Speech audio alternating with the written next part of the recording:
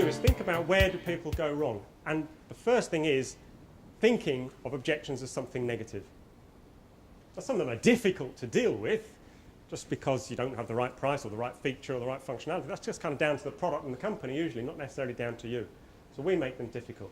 As I said, we'll give you some tips for objection handling. Get them out on the table. And Mike's going to take you through a simple six-step process in a moment that will actually deal with any objection or any series of objections in any sales situation.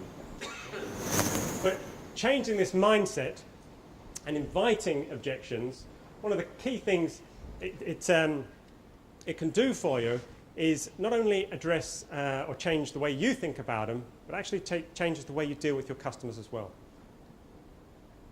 But, kind of coming back to where we started, when we researched the definition of objection handling, it does come out with a relatively negative description. Obstacles. We get words like barriers to the sale that need to be overcome. It's all sort of negative.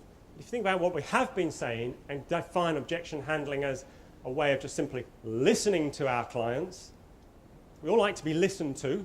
And come back to NLP and good sales skills. Everybody likes to be listened to. So let your customer talk and listen to them. Address their concerns. Mike will talk about this. It may just be confusion. Maybe they just need some more. They lack some understanding. They need some more information.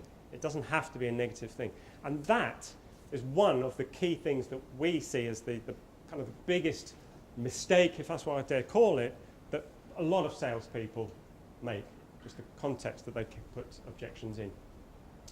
So the benefits of this shift in mindset come down to, first of all, it kind of de-stresses the whole situation. Where we had poor Jim earlier kind of fretting and not having all his confidence knocked, if you come with a positive, inviting objection, then actually it takes the whole stress out of the situation. Make sense? So calmer. The other thing, more importantly, is it actually becomes your greatest closing tool. So if you think the more objections you can get out on the table, the better chance you have of actually closing the deal, why would you fear them? You wouldn't, would you? No, Brian? It's the afternoon session. Yeah, that pastry dish and all that potatoes and stuff. It's just stunning. Yeah.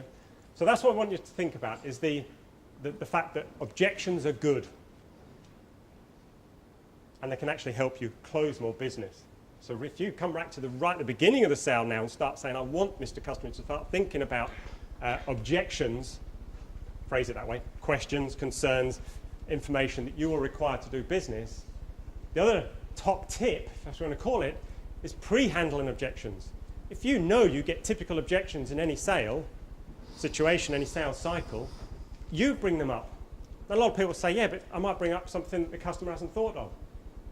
It's really not an issue, because if you haven't thought of it, then it's not that big an issue for them, and therefore you bring it up actually shows you to be more honest, come to the meeting with a sense of integrity, but also with a level of authority to say these are the sorts of things that I know you're probably thinking of or other people in similar situations think about. So again, it changes the perception of the customer. You're not defending, you're actually being part of the conversation. All right? So first of all, mindset. Change your mindset and the objections become your ally, not your... Is there a case if you have more and more objections to you, like you've actually misunderstood Okay. why you're there? Yep. Hold on to that thought. No, don't hold. Not listening now. Yes, we'll come back to that in a second. Yes. So the question is, if you start getting a series of objections one after the other, is it because you haven't done something right earlier on in the process, maybe? Exactly, yeah. Which is all about kind of the questioning and listening part.